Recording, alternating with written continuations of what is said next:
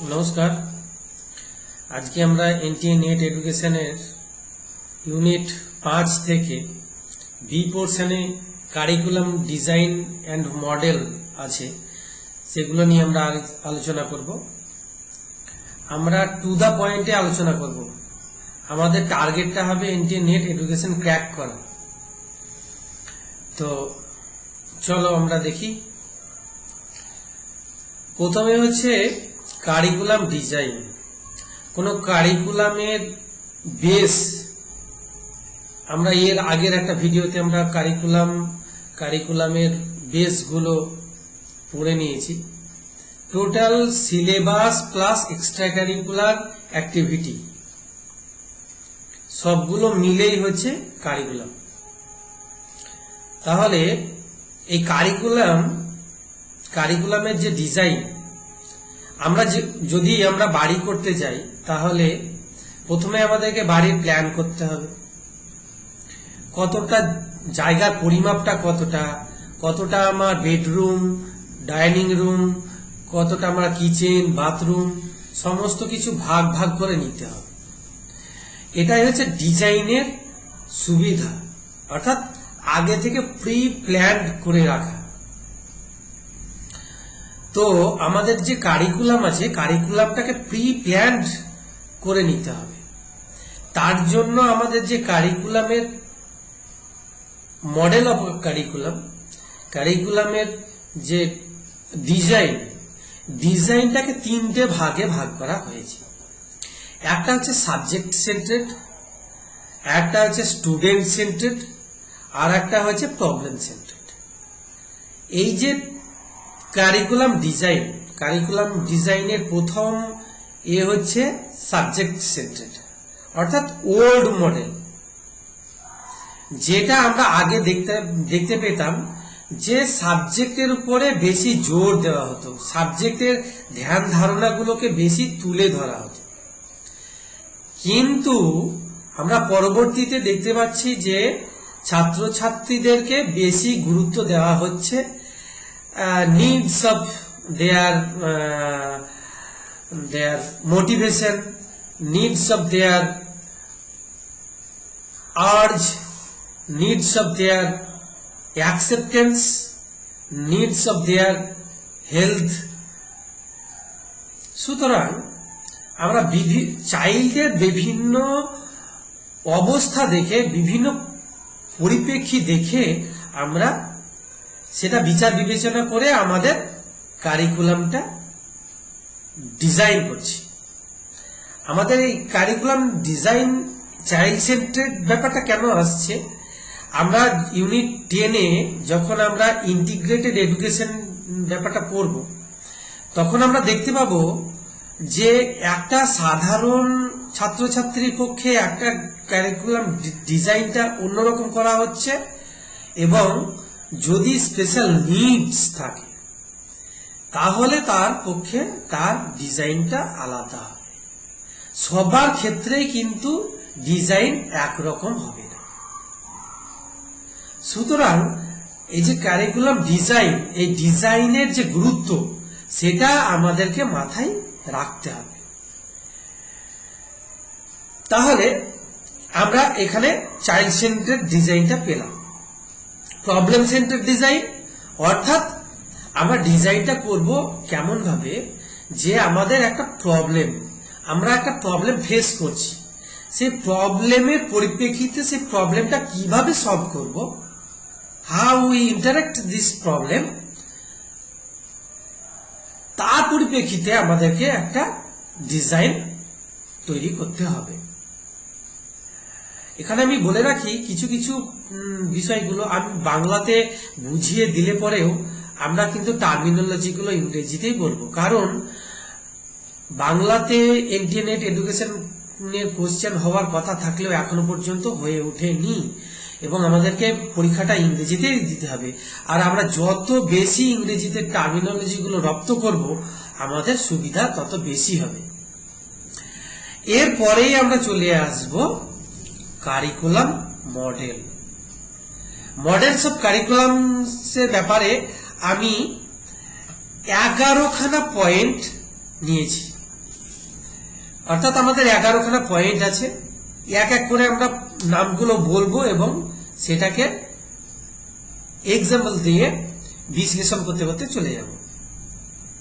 প্রথমেই আসবো traditional curriculum model. অর্থাৎ ট্র্যাডিশনাল কারিকুলাম মডেল, সেখানে আমরা পুরনো পন্থী, পুরনো ধ্যান ধারণা নিয়ে, পুরনো চিন্তাধারা নিয়ে আমাদের যেটা সাবজেক্ট সেন্টারেড ডিজাইন করা হতো, অর্থাৎ আমাদের মাথায় রাখা হতো সাবজেক্টকে, অর্থাৎ বিষয়কে মাথায় রেখে আমাদের যে কারিকুলাম পাঠ্যক্রমটা তৈরি করা হতো, সেই মডেলটাই হচ্ছে ট্র্যাডিশনাল কারিকুলাম মডেল। 2 নম্বর হচ্ছে কন্টেম্পোরারি মডেল। অর্থাৎ বর্তমানে আমাদের আধুনিক যে কারিকুলাম মডেলের যে ভাগ আমরা দেখতে পাচ্ছি, একটা স্পেশাল নিডস এর জন্য, একটা সাধারণ ছাত্রছাত্রীদের জন্য, একটা ক্রিয়েটিভ স্টুডেন্টদের জন্য বিভিন্ন রকমের কারিকুলাম ডিজাইন আমরা আগেই পেয়েছি, এবং তাদের জন্য যে মডেলটা তৈরি করা হচ্ছে সেটাই হচ্ছে কন্টেম্পোরারি কারিকুলাম মডেল। এরপরে আসবো 3 নম্বর পয়েন্টে, একাডেমিক অথবা ডিসিপ্লিন মডেল। একাডেমিক এবং ডিসিপ্লিন, আমরা বিভিন্ন ডিসিপ্লিনে, আমরা যদি এডুকেশনাল ডিসিপ্লিন, আমরা এডুকেশন একটা ডিসিপ্লিন ধরি, আমরা হিউম্যানিটিজের বিভিন্ন ভাগগুলো ধরি, জিওগ্রাফি, ম্যাথস, বেঙ্গলি, বিভিন্ন ধরনের ডিসিপ্লিনগুলোকে আমরা একই ডিসিপ্লিনে, একই একাডেমিক মডেলে সবগুলো কিন্তু আলোচনা করতে পারি না। ম্যাথসের ডিজাইনটা, ম্যাথসের মডেলটা আলাদা হবে, এবং উল্টো দিকে আমরা বেঙ্গলির ক্ষেত্রে কিন্তু অন্যরকম মডেল দেখতে পাব। কম্পিটেন্সি বেস মডেল, আমাদের ছাত্রছাত্রীরা কত তাড়াতাড়ি কোনো প্রবলেমকে সলভ করতে পারে, কম্পিটেন্সি, তার কাজ করার ক্ষমতাটা কতটা, তার কাজ করার তার ফিডব্যাকটা কতটা, সে কত তাড়াতাড়ি গেইন করতে পারছে নলেজ, সেই knowledge, skill, attitude, skill based, flexible, self place. অর্থাৎ আমরা যখন কম্পিটেন্সি বেস মডেল যখন আমরা আলোচনা করব, তখন আমাদের একটা চ্যাপ্টার আছে, সেখানে CAI নিয়ে আলোচনা করব, অর্থাৎ কম্পিউটার অ্যাসিস্টেড লার্নিং। তারা কিভাবে জিনিসটাকে গেইন করছে, সেটা অবশ্যই সেলফ প্লেসড। সেই জিনিসটার কথা মাথায় রেখে আমরা কম্পিটেন্সি বেসড এডুকেশন মডেল নিয়ে এসেছি। এর পরের মডেল হচ্ছে সোশ্যাল ফাংশন। অর্থাৎ আমরা সামাজিক স্তরে কতটা ইন্টারাকশন করতে পারছি, অর্থাৎ কেউ ইন্ডিভিজুয়াল, সেলফিশ, সেলফনেস, কারো মধ্যে ইন্ট্রোভার্ট, এক্সট্রোভার্ট, এই যে চিন্তাধারাগুলো আছে, এই চিন্তাধারাগুলোকে কাজে লাগিয়ে আমরা যে মডেলটা তৈরি করছি সেটা হচ্ছে সোশ্যাল ফাংশন। অর্থাৎ সোসাইটির সঙ্গে, সমাজের সঙ্গে কার কতটা ইন্টারাকশন, সেটার উপরে চিন্তা করে আমরা এই মডেলটা গঠন করব। এরপরে একটা বিশেষ মডেলের কথা আমরা বলবো, সেটা হচ্ছে টেলার্স মডেল। খুব ভালো করে এই মডেলটা আমাদের মনে রাখতে হবে। এখানে যেটা সব থেকে গুরুত্ব দেওয়া হয়েছে, যে আমরা মডেল যেটা তৈরি করছি, কারিকুলাম যেটা আমরা তৈরি করছি, আমরা ডিজাইন যেটা তৈরি করছি, তার প্ল্যানিং ফেজ, অর্থাৎ প্রাথমিক যে ভাগ, প্রাথমিক যে আলোচনা, সেই আলোচনার উপরে বিশেষ গুরুত্ব দেওয়া হচ্ছে। অর্থাৎ আমরা প্রাথমিক যে বিষয়গুলো, আমরা কি কি নেব, কেন নেব, স্টুডেন্টের কোয়ালিটি কি, এগুলো সমস্ত কিছু প্ল্যান করে আমাদেরকে মডেলটা তৈরি করতে হবে। প্ল্যানিং ফেজে যখন গুরুত্ব বেশি দেওয়া হবে তখন আমরা টেলরস মডেলকে নিয়ে আসব। কোশ্চেনে যখনই আমাদের ইনপুট হবে যে প্ল্যানিং ফেজ, তখনই আমরা টিক দেব কোথায়? Taylor's model. এর পরবর্তী মডেল 7 নম্বর মডেল। আচ্ছা, টেলরস মডেলে আর একটা জিনিস আমাদের বলার আছে, সেটা হচ্ছে এটা হচ্ছে ডিডাকটিভ রিজনিং এর। অর্থাৎ ডিডাকটিভে আমরা কি দেখতে পাই? General two particular. অর্থাৎ এখানে আমাদের কি আছে? আমরা থিওরি অলরেডি আছে, অর্থাৎ আমরা এখানে থিওরি বিল্ড করব না, থিওরিকে কাজে লাগিয়ে আমরা একটা নির্দিষ্ট জায়গায় পৌঁছাবো। অর্থাৎ অলরেডি যখন থিওরি থাকবে তখন সেটা হবে ডিডাকটিভ রিজনিং। আমরা পেপার 1-এ আমরা ডিডাকটিভ রিজনিং নিয়ে বিশেষ আলোচনা করব। এখন এটা জেনে রাখতে হবে, এখানে জেনারেল থেকে পার্টিকুলারে আসবে। এর পরবর্তী মডেল সেটা হচ্ছে তাবা মডেল। তাবা মডেলটা এর ঠিক উল্টোটা, অর্থাৎ তাবা মডেলে ইন্ডাকটিভ রিজনের উপরে গুরুত্ব দেওয়া আছে। ইন্ডাকটিভ রিজনিংটা কি? আমরা ডিডাকটিভের উল্টো। ইন্ডাকটিভে কি করা হয়? পার্টিকুলার থেকে আমাদেরকে জেনারেলে আসতে হয়, অর্থাৎ থিওরি বিল্ড করতে হচ্ছে। এখানে আমি একটা উদাহরণ দিচ্ছি, যেমন নিউটন, তিনি দেখলেন কি একটা আপেল পৃথিবীর উপরে পড়ল। একটা আপেল মাধ্যাকর্ষণ শক্তির ফলে নিচে পড়ল। যে কোনো বস্তুই নিচে পড়ছে, উপরে উঠে যাচ্ছে না। পার্টিকুলার জিনিস, আম পড়ছে, তাল পড়ছে, আপেল পড়ছে, প্রত্যেকটা পার্টিকুলার জিনিস পৃথিবীর দিকে পড়ছে। এরপরে তিনি এটাকে জেনারেলাইজ করে দিলেন, অর্থাৎ তিনি একটা সূত্র তৈরি করে দিলেন, প্রত্যেকটা বস্তুই নিচের দিকে পতনশীল। একটা থিওরি তিনি বিল্ড করলেন। তাহলে প্রত্যেকটা পার্টিকুলার জিনিসগুলোকে নিয়ে, প্রত্যেকটা পার্টিকুলার কনসেপ্ট গুলোকে নিয়ে তিনি একটা মেইন পয়েন্টে চলে এলেন, সেটা হচ্ছে জেনারেল প্রিন্সিপাল। পার্টিকুলার থেকে জেনারেল যখন আসবে তখন হয়ে যাবে ইন্ডাকটিভ রিজনিং। এবং এখানে স্পেশাল অ্যাটেনশন কে দিচ্ছেন? সে দিচ্ছেন তাবা মডেলের স্পেশাল অ্যাটেনশন হচ্ছে ইন্ডাকটিভ রিজনিং। এবং ইন্ডাকটিভ রিজনিং এলে পরেই সেখানে থিঙ্কিং স্কিলটাকে ডেভেলপ করা হচ্ছে। অর্থাৎ আমি কোনো ক্রিটিক্যাল সিচুয়েশনের মধ্যে আমি how to interact this problem, how we face the problem, সেখানে আমাদের তাবা মডেলটা তৈরি করা হচ্ছে। এরপরে 8 নম্বর পয়েন্টে আসবো, সেটা হচ্ছে individual need and interest model. অর্থাৎ প্রত্যেকের একটা আলাদা আলাদা চাহিদা আছে। কার কি চাহিদা, কার কি ব্যক্তিত্ব, কার কি অ্যাটেনশন, কার কি মোটিভেশন, কার কি হেলথ কন্ডিশন, সবগুলো দেখে আমরা ক্রিয়েটিভের জন্য, আমরা স্পেশাল নিডস এর জন্য, ইনক্লুশনের জন্য আমরা আলাদা আলাদা মডেল তৈরি করছি। সেটা হয়ে যাচ্ছে ইন্ডিভিজুয়াল নিডস। অর্থাৎ আমরা ডিজাইনে যেটা করেছিলাম সেটাও কিন্তু মডেলের ক্ষেত্রে ইমপ্লিমেন্ট হচ্ছে।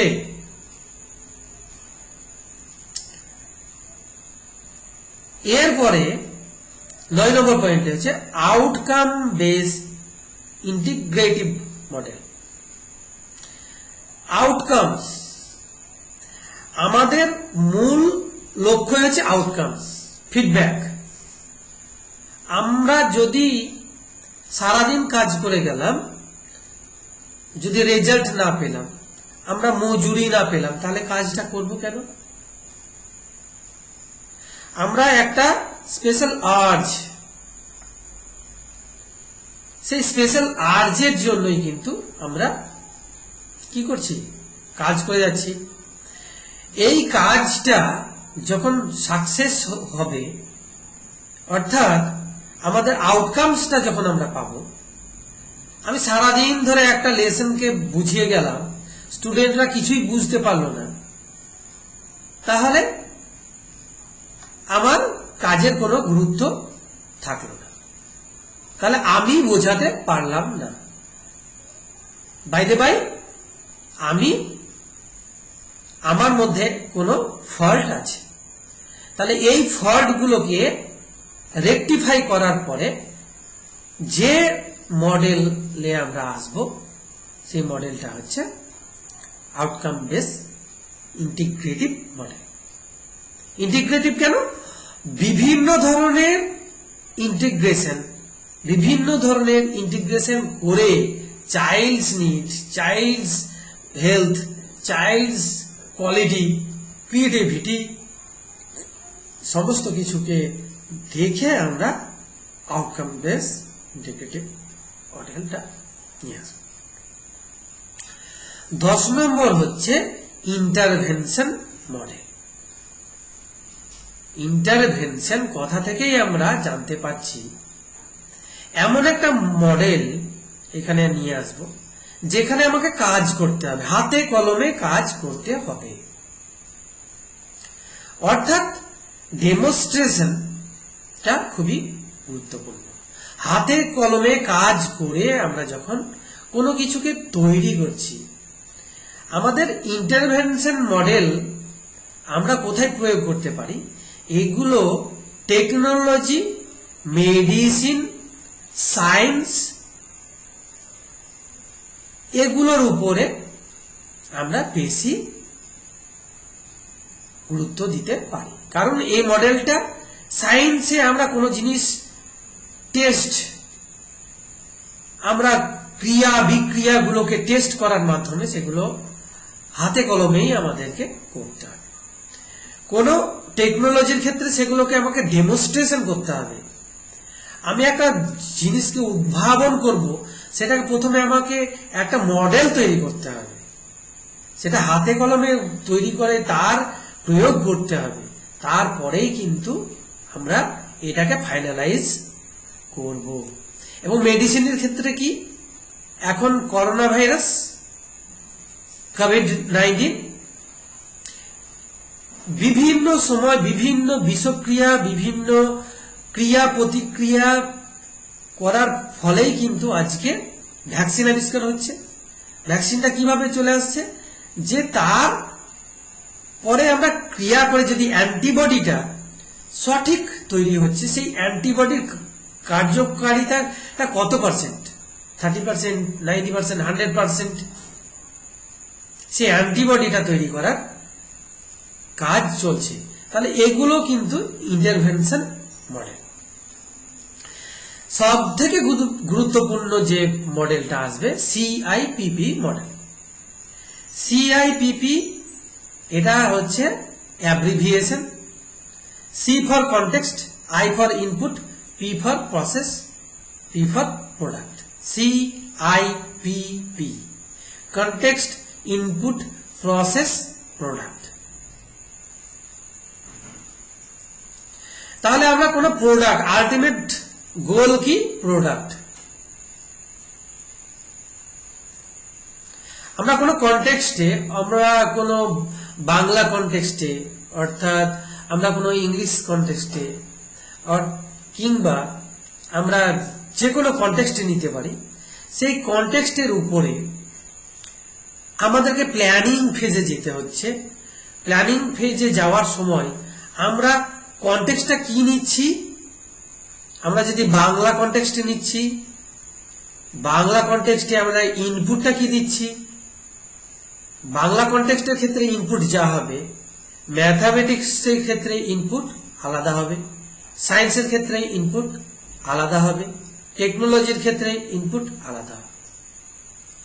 প্রসিডিওরটা কি হবে? বাংলার ক্ষেত্রে আমরা বাংলার একটা লেকচার, আমরা কোনো ক্লাসে বাংলা নিয়ে আলোচনা করছি, সেখানে লেকচার মেথডটা বা স্টোরি টেলিং মেথড, আমরা গসিপস, বিভিন্ন ধরনের বা কুইজ কম্পিটিশন করতে পারি।